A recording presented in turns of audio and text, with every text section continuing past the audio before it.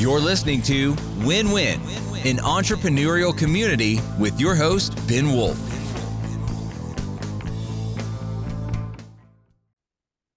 And welcome to the Win-Win podcast, the official podcast of Wolf's Edge Integrators. You could actually, on that topic, we're going to learn from our guest today. Very interesting thing is his original research on fractional leadership by somebody who's done that research.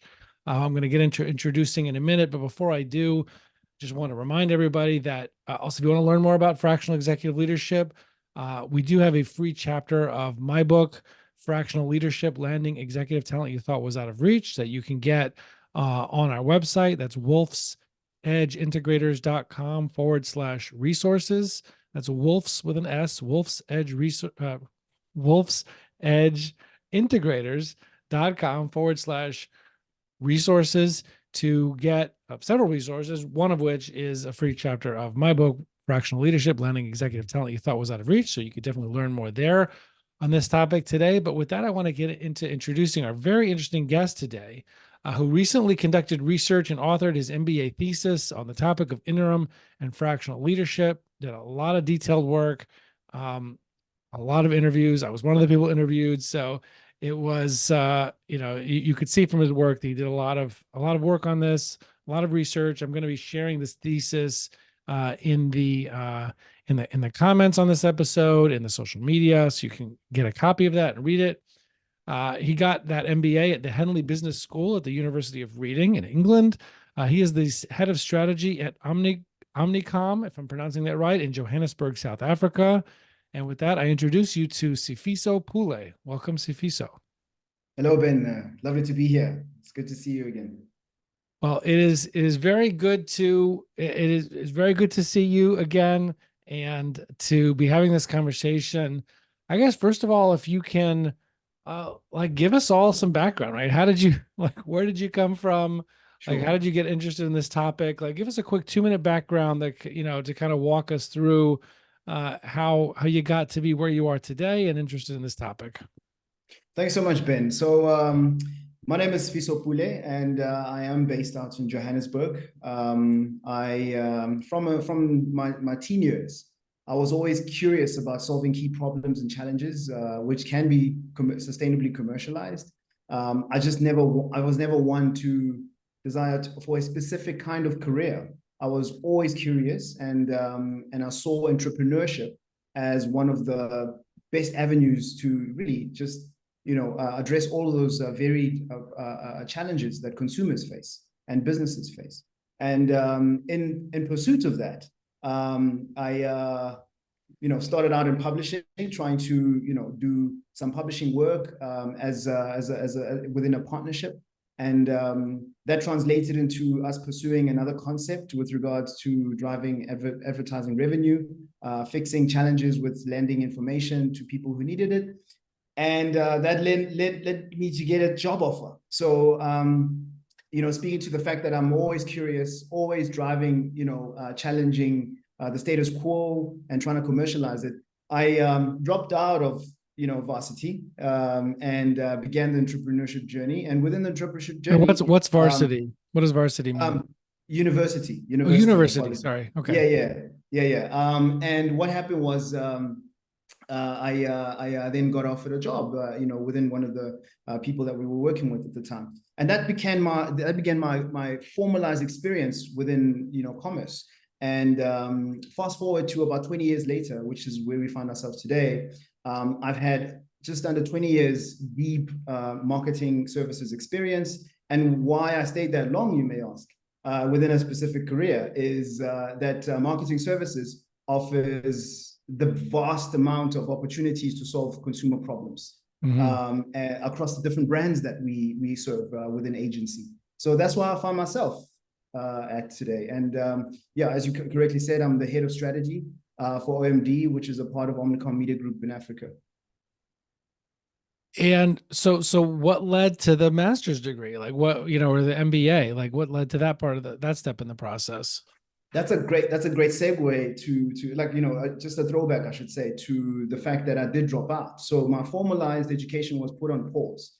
as I pursued this career, in marketing services, which I never did pursue intentionally, but it just opened, the door opened up itself organically, I guess through my work and through the relationships I had. And a couple of years ago, I was offered an opportunity to come and join Omnicom. And one of the things that I thought I'd pursue is the MBA that sought to really streamline the understanding that I had in terms of the solutions we currently offer as an agency, and also look at the business problems holistically for each of those clients. And the MBA was able to give me the broadest possible set of tools to address, problems at different levels, not just in the communications side of things, or even just only on route to market. And so I'm pleased to announce that I sit in front of you now with a research paper that achieved a distinction, and one that actually lends itself to further research, as you very well know. Yeah, well, congratulations. That is awesome, and certainly is a big accomplishment. How did you get interested, though, in fractional executive leadership? Like, it's a very specific topic, and like, what led you to learn about it, like to get interested in it, think of using that as your topic to research and write on? That's a great question, Ben. And it goes back to my sense of curiosity in terms of the key problems that organizations face. And what is central in terms of what organizations deliver in terms of value are people. And as one of those curious individuals myself, I realized that the industrial era, segmentation of work, the division of work, so to speak, is increasingly becoming out of date because of the changing economic landscape and the innovation that technology has offered in terms of route to market. And so what that requires as well is access to talent that is agile, that is experienced, but also embracing the sense of innovation. And so what I observed in my time of working in marketing services and the businesses that we serve is that they struggle to attract, retain top talent, even at the executive level specifically. And this is often due to financial constraints and the lack of imagination, and innovation, as I spoke to, within the current teams. And the leadership that's there. And so what top talent then offers is that innovation, but now they are constrained by what I term an outdated psychological contract with the employer. They are limited in terms of just the scope of the impact that they could have. And so what is that outdated psychological contract? What is that? So the psychological contract, what came out in my research is that it looks at the relationship between the employer and the employee. Basically, it's a values exchange in terms of I commit my services, my time in return for the value that I expect, not only just monetary. And that is changing. That has been changing for some time because highly talented individuals are curious. They are looking for growth, and that growth is not only driven by money, and they want to solve meaningful problems and challenges, and hopefully, have shared benefits in the resolution of those problems. Well, let me ask you this: like, when you got into this topic and you started diving deep, like, what's one thing or a couple of things that you found most surprising, like that you didn't expect to find from your research? Been the most surprising discovery for me. I went in thinking that people are entertaining interim and fractional leadership purely for compensational increase, or remuneration increase, or increasing of the earning capability and capacity. But the surprising discovery was that the most participants placed flexibility and adaptability over financial motives as the key priorities. And that was the most appealing thing, in terms of the switching and transitioning to fractional leadership. And further, based on my literature review, the data found, like the data that I looked at, revealed that factors like ability to manage workload, adapt roles, and have schedule flexibility were cited as the key drivers for this. That flexibility. It's interesting when I talk about why people go into fractional executive leadership, I identify, sort of, for me, it's the three mores, right? It's more more flexibility, more fun, and more money. So it's flexibility is what you just spoke about. You get Yeah, more flexibility. You can make more in fewer, sort of days of client work per week than you can when you're full time. yep, And so therefore you could have more flexibility. Use that time for, developing pipeline, getting new clients. You could use that for more long weekends and absolutely. travel, or more time with kids, whatever it happens to be, with family, with other loved ones. So that flexibility, and as you spoke about, and more fun, I think, is just because it's more. And you spoke about this earlier as well. Like, it's just more satisfying. You get to come in, Absolutely. make a Absolutely. major impact, be there for a while, and move on to the next company that you could make a major impact in. But you're always able to. It's more fun because of the impact you can make. You can see a big difference. It's not just kind of a long-term management of something over many years. So it's just more fun in that sense, but also more variety, which can be Yeah, more fun for a lot of people, rather than just being in one business and, kind of one set of challenges most of the time. And then more money, just because I think that for most of the time, as you know, and this is what you expected to see, but I think this is also a mhm, benefit, is that you can mhm. make more than you can full time. Absolutely. And so I think because of that, I mean, I see those as the main attractions. But it's Mhm. very interesting to see that, like, what you discovered is that, like, the top one is Yeah. that flexibility element and that agility element, which is so interesting. Yeah, it speaks to that sense of nuance in terms of the way of working and the present and future way of working, I should say, which really empowers experienced and talented individuals. There is no more, and I think COVID showed us this, that there is no longer such a thing as a job for life anymore. Right. It doesn't matter which sector you're in. How prevalent would you say that the utilization of fractional executives are, among businesses? And it's probably important to, maybe specify that by part of the world or by Sure. size of business. But, how would you describe the prevalence of people actually, of businesses actually utilizing this model? In my research, I've been, specifically in my literature review and even in the data that came from the interviews, is that it is increasingly becoming prevalent across various industries and markets. The literature review that I referenced, included the 2016 McKinsey report that showed that 20 to 30% of the workforce in the US and EU engage in some form of independent work. So that Mm-hmm. speaks to independent work in general. Since then, it has been obviously on an upward trajectory.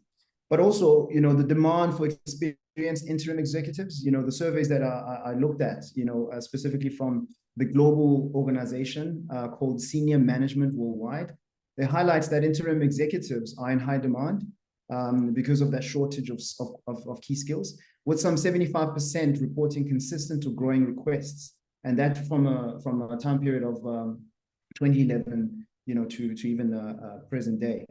So it is growing in leaps and bounds, and specifically the industries that are engaging in this. I found in the research that pharmaceutical industries, manufacturing, property management, and such are increasingly, adopting this, where they tap into key talent as and when they need, and scale up, scale down as projects, dictate as well. Mm-hmm. And this also, from a geographical spread, in Africa, it's still very, very new and very early. People do, interact with it from a short-term contract point of view, but they are still not as articulate in the vocabulary about what is fractional and what is interim, which was a very interesting nuance that I also learned. Right. But specific again to the talent, across the different markets, is that the organizations require talent that will drive immediate impact, and that those are usually very talented individuals, highly skilled individuals that are beyond the financial reach of many companies, to Right. honestly speak. Yeah. How do you mentioned a lack of understanding about what interim versus fractional means? How do you Mhm. explain to people what the difference between those two terms is? That's a great question, Ben, and it's an ongoing debate, but it's very clear. I think when you look at interim, interim is what this whole sector was initially called even way back what I found in the papers from the 70s, specifically in the Netherlands. And interim speaks to, a time-based, deep hands-on involvement at a senior level, either for turnaround or for a filling of a gap that has been created, or even overseeing a turnaround or a specific transition that has to take place in an organization. That individual is fully invested for that time period, and they're fully invested, meaning full-time? Like they're pretty much full-time. They are pretty hands-on, and they are executing. Also, when it comes to fractional, they are present, they are executing on projects, but it's an indefinite relationship there, because that's somebody that you can always call on almost as an extended partner of your business, a trusted partner of your business, without necessarily the long-term commitment of overheads or even equity. Depends on that revenue structure that you negotiate and work with. But they offer similar, or exactly the same services. The difference is on scope and term, because interim is more on the short-term fixed term, and yet the fractional is more of an ongoing basis, with deep involvement and shared value.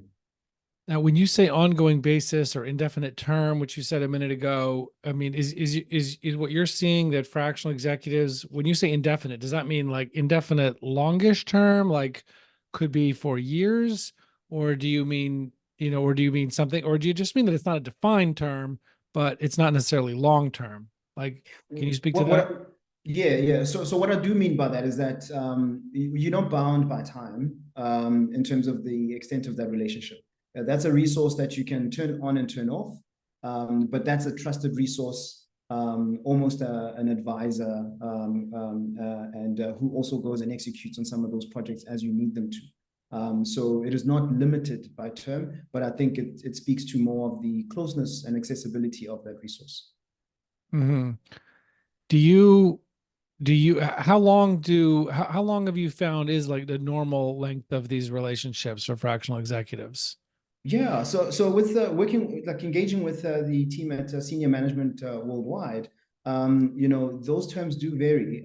They could be as short as 3 months in terms of their assignments, but they expand to 18 months, even a couple of years, because what happens within those work streams is that these individuals not only come in and establish, standard operating procedures, and also, steer the ship, so to speak, within a particular department. But then they also do, identification of the gaps that exist, so that the business can work towards closing those. Those gaps include skills training, on-the-job training, mentorship, and even looking at new areas for development that the business currently doesn't have the capacity to address and explore. How do you explain to people, because I get this question a lot, what's the difference between consultants and fractional executive leaders? What's the difference? That's a great question, Ben. The consulting industry has received a very bad rap for either, for many reasons, which I won't delve into, but one of the biggest perspectives and differences that people have with regards to what fractional and interim leadership is versus a consultant is that consultancies come and actually execute a project. They're not necessarily a partner. They are not there for the long term. Neither, and this is fundamental difference, that they don't execute per se the project. They come and do the research, do the scope analysis, and do the recommendations. But it is up to the management team to go in and implement that plan. Whereas fractional leadership and interim leadership, those individuals come and stay and are part of your leadership team, and they are there day to day as the plan begins and as it gets executed to its completion. Thank you. Where have you found that fractional executive leadership doesn't work? Like, what kinds of companies or what kinds of situations have you find are not a good fit for that? That's very important to know. What are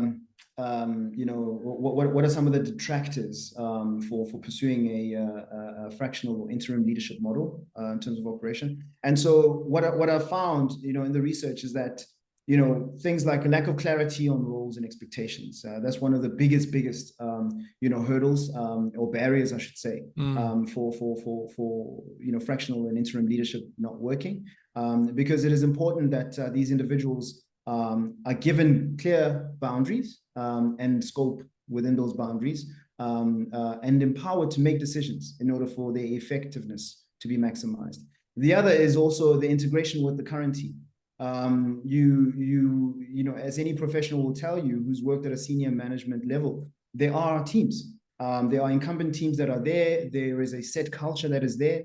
And so when fractionals who are outsiders are not fully integrated or insufficiently integrated and thus empowered into the team itself, there will be friction, and there won't be maximum effectiveness.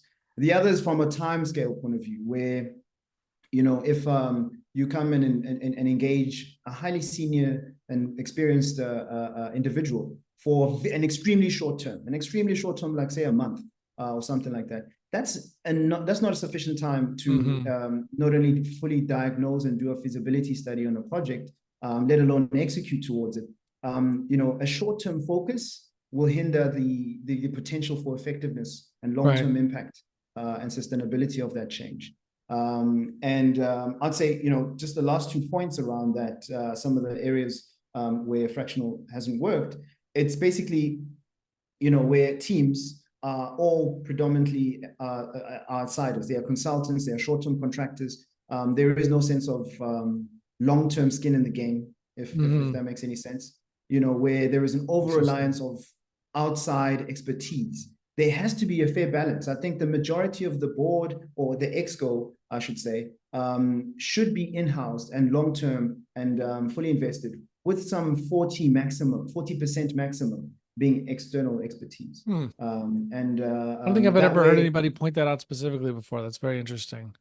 Yeah, that came out for one of from one of a few of the cases that I engaged the panelists around, specifically in South America, where there was an organization that was launching in a market, and yet they hadn't set up a team yet, and so a lot of the team's members were external, and so that was an issue in terms of who really owns it, and who really makes the decision, and who's invested for the long term. And I think that compromised the effectiveness of this model. Yeah, there needs to be a balance. It's a healthy tension.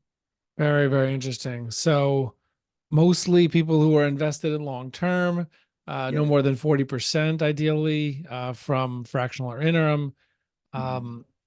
Very interesting. Not working when you don't have sufficient clarity about what the person's role or the scope of the engagement is. That's going to be a major problem, or a lack of not enough time there, the lack of I guess depth of how the person's able to work with other stakeholders or people within the business, all things that can make it not work out. Absolutely. And there's one more, Ben, which I think is also very key. I think misaligned expectations and also a resistance to change. The misaligned expectations when this individual comes in, when the expectations are not made clear in terms of what the scope of the challenge and the changes that need to be done are. And further, once they've interpreted and done the analysis, they've put forward the recommendation, that resistance towards that change. It's dead in the water. That whole project is dead in the water. Relate to that one in some instances.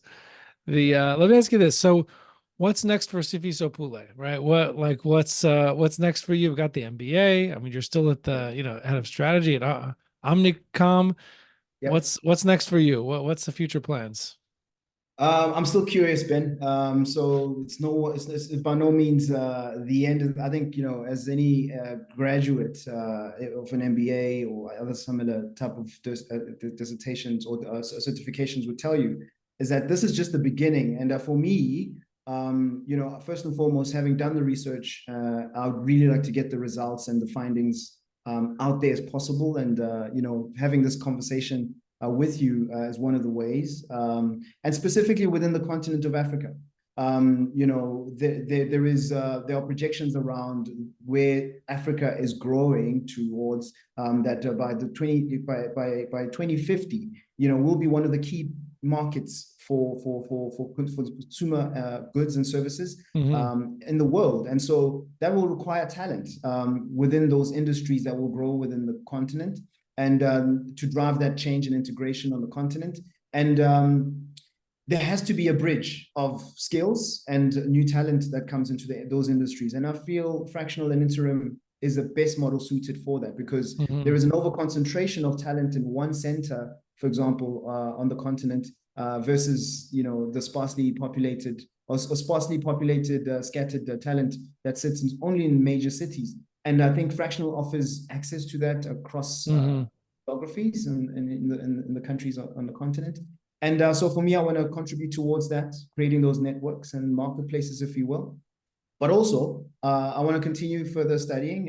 So I'm pursuing a CFA certification on top of that as well, because I really want to get into higher value problems beyond just looking at marketing services angle level problems. I want to make sure that we can create opportunities that take the synergies of companies within certain sectors and have them be overseen with this fractional and interim talent to drive synergies, to drive turnarounds and efficiencies for the future and create value.